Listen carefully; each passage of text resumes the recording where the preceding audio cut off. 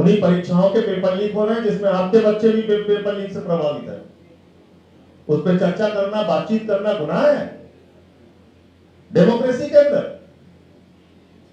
कोई public place पे हम कुछ कर रहे हो, कोई आपको लॉ एंड ऑर्डर वहां सिचुएशन दिखती हो, 22 लाख छात्रों का भविष्य नीट की परीक्षा का पेपर लीक होने से बर्बाद हो गया। लाखों छात्र जिनका भविष्य बर्बाद हुआ है इस परीक्षा के पेपर लीक से, इनको संगठित करना होगा मेरे दोस्तों, एकजुट करना होगा। परमिशन पब्लिक प्लेस में होती है एडीएम साहब, नियम दिखाइए कहां पर ये आपके कॉन्फ्रेंस हॉल में बातचीत करने की परमिशन चाहिए। आप नियम कानून से बात करेंगे ना, कोई देश विरोधी बातचीत हो रही क्या यहाँ पे? परीक्षाओं के पेपर लीक हो रहे हैं, जिन परीक्षाओं को देके आप एडीएम हुए हैं, ये एसएसपी हुए हैं, कोई आईजी हुआ है, कोई डीजीपी हुआ है, उन्हीं परीक्षाओं के पेपर लीक हो रहे हैं जिसमें आपके बच्चे भी पेपर लीक से प्रभावित है। उस पर चर्चा करना, बातचीत करना गुनाह है डेमोक्रेसी के अंदर, और वो भी बंद कमरे में। ये तो मैं पहली बार देख रहा हूं। यहां तो पता नहीं कितनी बार मैं प्रेस कॉन्फ्रेंस कर चुका हूं, अपनी बात पहली बार मैं देख रहा हूं कि प्रशासन आके कह रहा साहब पेपर लीक पे ही बात मत कीजिए, लाखों छात्रों की जिंदगी बर्बाद हो जाए। नहीं, ये बुक है, इसकी सूचना। कोई पब्लिक प्लेस पे हम कुछ कर रहे हो, कोई आपको लॉ एंड ऑर्डर वहां सिचुएशन दिखती हो,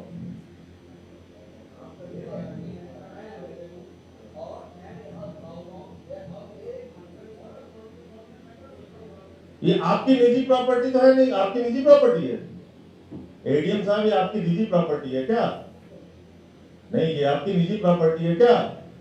तब ये हमारे पैसे से बना हुआ है कॉन्फ्रेंस हॉल, जनता के पैसे से, इसमें आपका कोई अधिकार नहीं। आपका काम है लॉ एंड ऑर्डर देखना। कोई पब्लिक प्लेस पे कोई कार्यक्रम हो रहा हो, कोई आपको डिस्टर्बेंस हो रहा हो, कोई रोड ब्लॉक हो रहा हो, वहां आप आ सकते हैं। यहां आप आ ही गलत गए, और मैं अपने प्रिविलेज कमेटी में शिकायत करूंगा आप लोगों की। ये ठीक बात नहीं है। एक सांसद के विशेषाधिकारों का हनन कर रहे हैं।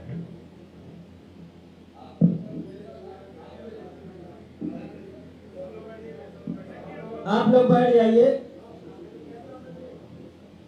बातचीत रखिए आप अपनी जाइए।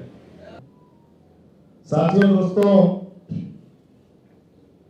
22 लाख छात्रों का भविष्य नीट की परीक्षा का पेपर लीक होने से बर्बाद हो गया।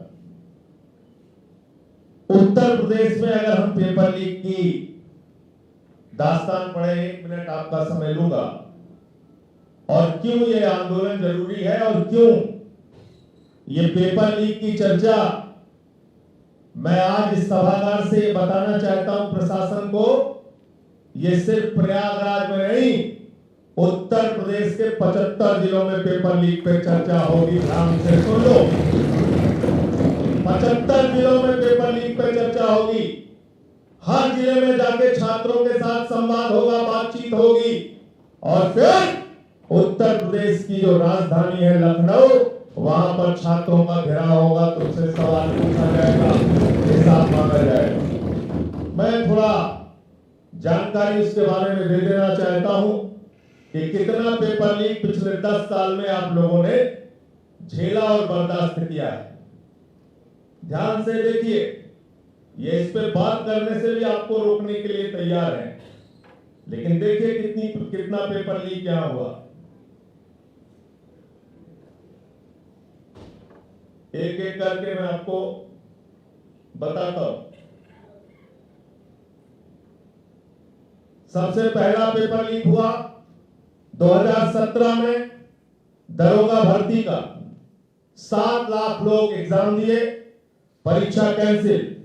2018 में नलकूप चालक 3000 पद के लिए 2 लाख लोगों ने एग्जाम दिया, परीक्षा कैंसिल। 2018 में ग्राम विकास अधिकारी 2000 पद के लिए 14 लाख लोगों ने परीक्षा दिया, परीक्षा कैंसिल। 2018 में यूपीसीसीएल, यूपीपीसीएल जेई की परीक्षा 226 पदों के लिए 25,000 आवेदक। परीक्षा कैंसिल। 2018 में लोअर सबऑर्डिनेट भर्ती 672 पद के लिए 11 लाख लोगों ने परीक्षा दी। परीक्षा कैंसिल। 2021 में यूपी ट्रिपल एससी पेट परीक्षा 21 लाख लोगों ने आवेदन किया। 17 लाख लोगों ने परीक्षा दी। परीक्षा कैंसिल। 2021 यूपी टेट 20 लाख लोगों ने परीक्षा दी। परीक्षा कैंसिल। 2022 यूपी बोर्ड 12वीं की इंग्लिश की परीक्षा का पेपर लीक। 24 जिलों में पेपर लीक। 2022 यूपी राजस्व लेखपाल परीक्षा 8,000 पद के लिए 2.5 लाख लोगों ने परीक्षा दी। परीक्षा कैंसिल। 2024 में यूपी पुलिस कांस्टेबल 60,000 पद के लिए 48 लाख लोगों ने परीक्षा दी। परीक्षा कैंसिल। 2024 आरओ समीक्षा सहायक समीक्षा अधिकारी परीक्षा 411 पद के लिए 10 लाख लोगों ने परीक्षा दी। परीक्षा कैंसिल। 2025 में यूपी बोर्ड हाई स्कूल गणित की परीक्षा का पेपर लीक। परीक्षा कैंसिल। 2026 में एसएससी जीडी कांस्टेबल परीक्षा भर्ती कई स्थानों पर परीक्षा में धांधली और निरस्त। 2026 मई 22 लाख आवेदक। नीट की परीक्षा का पेपर लीक। Paper cancel. 2026 मई सीयूईटी परीक्षा का पेपर लीक। सीयूईटी परीक्षा स्थगित।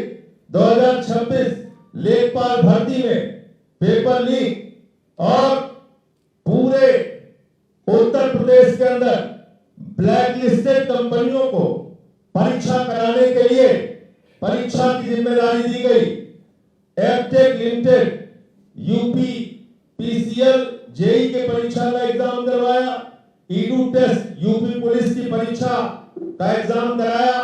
ये दोनों एजेंसियां ब्लैक लिस्टेड हैं, बावजूद इसके इन्हीं से परीक्षा करवाई गई।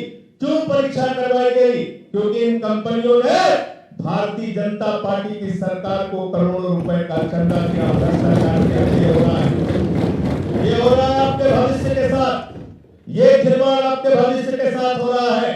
इसलिए ये लाखों छात्र जो प्रभावित हुए हैं परीक्षा के पेपर लीक से, ये लाखों छात्र जिनका भविष्य बर्बाद हुआ है इस परीक्षा के पेपर लीक से, इनको संगठित करना होगा मेरे दोस्तों, एकजुट करना होगा।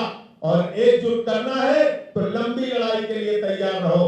तात्कालिक तौर पे तो 2,000, 3,000, 5,000, 10,000 लोग आ जाते हैं, लेकिन संगठित करो। और कोई जरूरी नहीं है, मैं आपसे कह रहा हूं, जैसे मैंने आज अपनी पार्टी का बैनर नहीं लगाया, छात्रों के बैनर के तले सभी छात्र संगठनों से जुड़े हुए लोग इकट्ठा होइए और अपनी आवाज को बुलंद कीजिए, अपनी आवाज को आगे बढ़ाने का काम कीजिए। नमस्ते। मैं हमारे छात्र संघ के पूर्व अध्यक्ष इलाहाबाद विश्वविद्यालय के अनुग्रह नारायण सिंह जी आ चुके हैं। मैं उनका भी हृदय से स्वागत और अभिनंदन करता हूं। मैं ज्यादा बात नहीं कहूंगा, अनुग्रह भाई को आप लोग सुनिए। और ये पेपर लीक पर लंबी लड़ाई के लिए हम लोगों को तैयार रहना है। पेपर लीक से आज लाखों छात्रों का भविष्य पूरे उत्तर प्रदेश में बर्बाद हो रहा है। मैं आपको एक ही भरोसा दिला सकता हूं, ऐसी जो विभूतियां हैं जिनका पूरा जीवन संघर्ष का है, अनुग्रह भाई हैं, के राय जी हैं, और भी तमाम अखिलेंद्र भाई हैं, जो छात्रों की राजनीति जिन्होंने जीवन भर किया, युवाओं की राजनीति किया। और आज अगर आपको फिर से एक बार उसी तरह की समस्याओं का सामना करना पड़ रहा है जिसके लिए इन लोगों ने लड़ाई लड़ने का काम किया, तो बेहतर है फिर से एक बार, 1 साल हो, 6 महीने हो, वैसे भी जिंदगी तो बर्बाद कर रहे हैं, लंबी लड़ाई के लिए तैयारी कीजिए। उसी तरीके से तैयारी कीजिए जिसमें आर पार हो, या तो आपका अधिकार आपको मिले और या फिर सरकार को सत्ता से जाना पड़े। इस तरह की लड़ाई आप लोगों को करना है। मैं पूरे विनम्रता के साथ आमंत्रित करूंगा। ठेकेदार साहब बोल चुके हैं, अनुग्रह भाई अपनी बात रखेंगे, उसके बाद कार्यक्रम का समापन किया जाएगा। अनुग्रह